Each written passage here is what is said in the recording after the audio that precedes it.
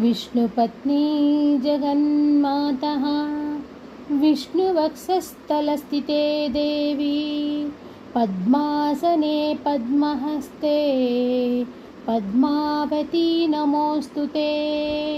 वेङ्कटेशनप्रिये पूज्ये क्षीराब्धितनये शुभे पद्मरमे लोकमातः पद्मावती नमोऽस्तु ते।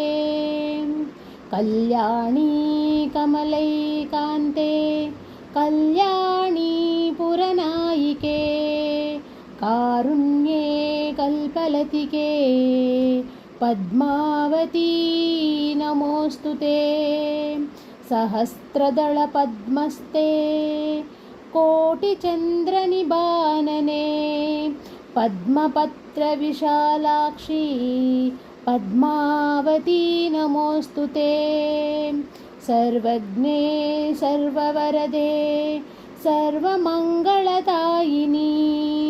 सर्वसम्मानिते देवी पद्मावती नमोऽस्तु ते। सर्ववृद्धहरवासे सर्वपापभयेपये अष्टैश्वर्यप्रदे देहि पद्मावती नमोऽस्तु ते।